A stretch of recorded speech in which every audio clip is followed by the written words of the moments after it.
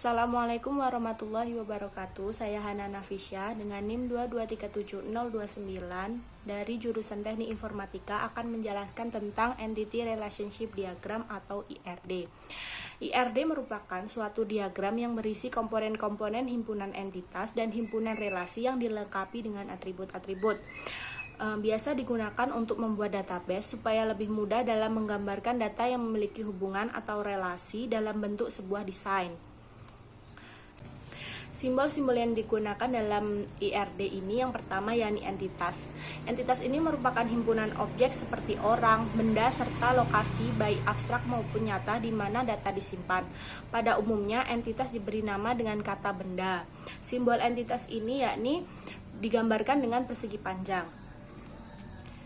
Yang kedua yakni atribut. Atribut merupakan sesuatu yang menjelaskan apa sebenarnya yang dimaksud entitas maupun relasi, sehingga sering disebut elemen atau elemen data dari entitas dan relasi. Simbol atribut ini biasanya digambarkan dengan bentuk oval.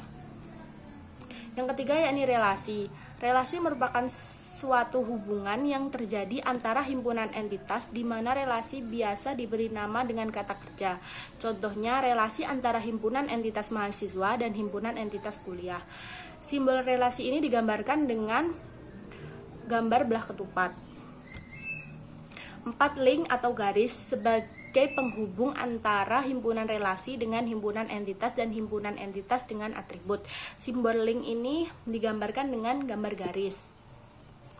Yang kelima, yakni primary key atau kunci utama adalah aturan yang berfungsi untuk membedakan antara data satu dengan data lainnya yang sifatnya itu unik dan digunakan sebagai identifier atau pengenal dalam sebuah data. Yang keenam, foreign key merupakan primary key yang berada di tempat lain dan digunakan sebagai penanda hubungan antar entitas. Nah, berikut merupakan contoh primary key dan foreign key. Bisa kita lihat di data tersebut, siswa dan mata pelajaran ini merupakan entitas dan belajar ini merupakan relasi. Sedangkan nomor siswa, nama, tanggal lahir merupakan atribut dari entitas siswa. Kode, nomor siswa, nilai itu merupakan atribut dari entitas mata pelajaran. Nomor siswa di sini saya kasih warna, ini adalah primary key yang ada dalam entitas siswa, dan kode merupakan primary key dalam entitas mata pelajaran. Nah, primary key tadi kan sifatnya unik.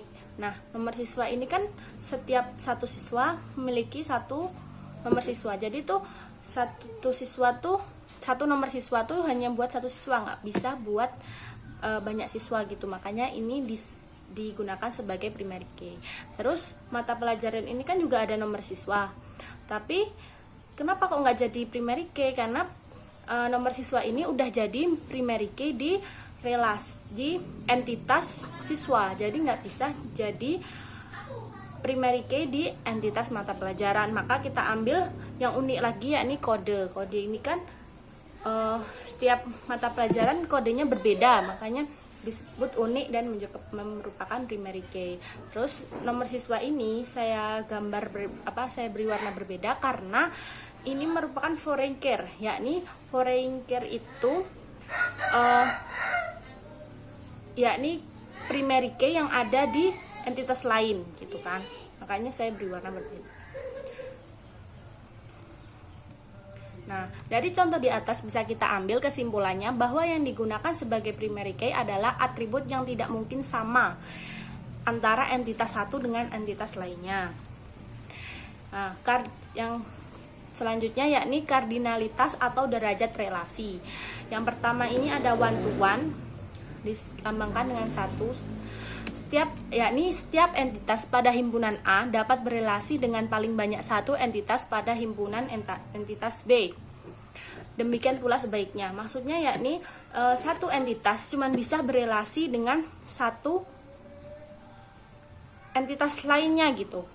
Jadi nggak bisa kayak seperti contohnya ini, presiden memimpin satu presiden, hanya memimpin satu negara. Nggak bisa dua presiden memimpin satu negara, itu nggak bisa. Dan demikian pula sebaliknya, satu negara dipimpin oleh satu presiden. Nggak bisa kalau beberapa negara dipimpin sama satu presiden, itu nggak bisa. Kan contohnya Indonesia cuma dipimpin oleh satu presiden gitu kan. Nah, NPWNW ini disebut sebagai NPNW ini disebut sebagai primary key dalam entitas presiden, dan nama disebut sebagai primary key dalam entitas negara. Yang kedua yakni one to many, yakni setiap entitas pada himpunan A dapat berrelasi dengan banyak entitas pada himpunan entitas B, namun tidak sebaliknya. Atau setiap entitas pada himpunan entitas A hanya dapat berrelasi dengan satu entitas pada himpunan entitas B, namun tidak sebaliknya. Maksudnya ini seperti contoh, satu departemen memperkerjakan banyak pegawai, misalkan kayak satu pabrik gitu memperkerjakan banyak pegawai gitu kan. Nah, tapi satu pegawai tidak bisa bekerja di banyak departemen, itu nggak bisa gitu kan. Satu pegawai cuma bisa bekerja di satu departemen, nggak bisa kalau banyak departemen gitu, nggak bisa. Nah, yang ketiga yakni many to many. Setiap entitas pada himpunan A dapat berrelasi dengan banyak entitas pada himpunan entitas B, demikian pula sebaliknya. Maksudnya ini gimana? Maksudnya ini seperti contoh yang ada di situ, yakni satu pegawai ini bisa bekerja di beberapa proyek. Satu pegawai bisa mengerjakan beberapa proyek. Dan satu proyek ini bisa dikerjakan oleh beberapa pegawai. Seperti contoh lainnya, satu desainer ini membuat 3 baju, itu bisa kan. Nah, satu baju itu juga bisa dibuat oleh beberapa desainer gitu, nggak cuma satu desainer, itu bisa. Mungkin itu penjelasan dari saya. Bila ada salahnya, saya mohon maaf. Assalamualaikum warahmatullahi wabarakatuh. Saya Hana Nafisya dengan NIM 2237029 akan menjelaskan tentang normalisasi basis data. Normalisasi adalah sebuah proses pembentukan relasi basis data ke dalam bentuk normal, sehingga sebagian ambiguity bisa dihilangkan. Maksudnya tuh ambiguity tuh kayak yang belum pas, yang belum sempurna gitu.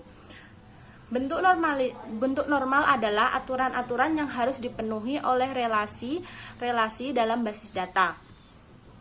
Tahapan normalisasi dimulai dari tahap paling ringan yakni 1NF atau first normal form, hingga paling ketat 5NF. Biasanya hanya sampai pada tingkat 3NF atau BCNF karena sudah cukup memadai untuk menghasilkan tabel-tabel yang berkualitas baik. Bentuk normalisasi ini ada 6, yakni 1NF, 2NF, 3NF. Yang keempat ini namanya BCNF. Yang kelima baru 4NF, dan yang keenam 5NF. Langkah normalisasi. Yang pertama yakni kita harus memiliki data yang unnormalized form, yakni datanya yang belum sempurna. Jadi kita akan menormalisasikan data tersebut. Yang kedua, kita masuk ke langkah 1NF. Setiap perpotongan baris dan kolom dalam relasi hanya berisi satu nilai. Maksudnya ini gimana? Maksudnya yakni seperti tabel ini. Dalam kasus 1NF ini, setiap baris dan kolom itu hanya memiliki 1 NM. Lihat, baris kedua ini dari kolom ini NIM. NIM ini isinya kan satu kolom isinya 1 NIM. Bawahnya lagi baru 1 NIM lagi. Ini berarti ini tuh baris dan kolom dalam relasi hanya berdiri 1, sudah pas gitu, berarti sudah disebut dengan 1NF. Langkah yang ketiga yakni menuju ke tahapan 2NF. Yang syarat yang pertama ya ini sudah memenuhi 1NF. Berarti kalau kita ingin melanjutkan ke langkah yang ketiga, kita harus lihat apakah ini sudah berbentuk 1NF. Kalau belum, kita harus membentuknya dulu seperti menjadi 1NF. Syarat yang kedua, tidak mengandung ketergantungan parsial. Ketergantungan parsial itu seperti ini. Ketergantungan parsial ini seperti diagram berikut. Nah, seperti nama mahasiswa, prodi, jurusan, ini kan bergantung pada NIM. Nah, bergantung pada NIM. Sedangkan nama mata kuliah dan SKS bergantung pada kode mata kuliah. Jadi ini adalah ketergantungan parsial gitu. Jadi kita harus memisahkan data ini menjadi beberapa tabel. Nah, tetapi nilai ini kan bergantung pada NIM dan kode mata kuliah. Maka dia akan dibuatkan tabel sendiri, yakni berisi NIM, kode mata kuliah, dan nilai. Nah, seperti ini contohnya kasus 2NF ini. Nah, yang berisi tadi kan nama mahasiswa, prodi, dan jurusan bergantung pada NIM, maka kita beri nama tabel mahasiswa. Sedangkan nama mata kuliah dan SKS bergantung pada kode mata kuliah, maka kita beri nama tabelnya, yakni tabel mata kuliah. Yang ketiga tadi kan nilai tadi kan bergantung pada kode mata kuliah dan NIM, makanya kita bikin tabel dengan tabel nilai gitu. Nah, yang keempat yakni yang ini kita buat ke tahapan 3NF. Ya, syarat yang pertama yakni sudah memenuhi 2NF.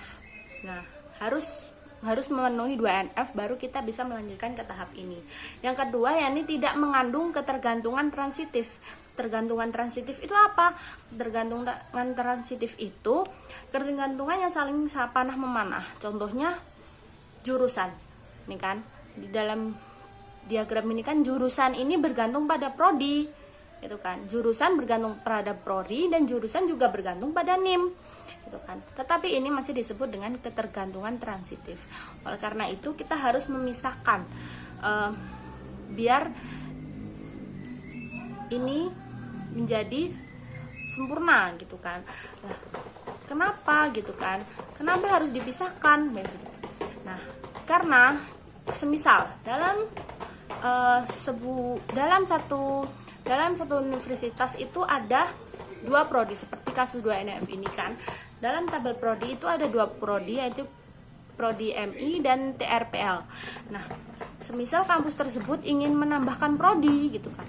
Kampus tersebut ingin menambahkan prodi, yakni prodi X. Tetapi tabel nama mahasiswa dan NIM ini tidak boleh kosong, sedangkan prodi tersebut belum ada yang berminat gitu kan. Maka dari itu kita harus menghilangkan ketergantungan transitifnya, yakni dengan membuat tabel baru, yakni yang berisi prodi dan jurusan. Seperti inilah contohnya seperti ini. Kita prodi ini bakal kita bagi 2. Nah, dan membuat tabel baru yang isinya yakni prodi dan jurusan dengan nama tabel prodi. Nah, jadi begitu untuk menormalisasikan basis data secara singkatnya.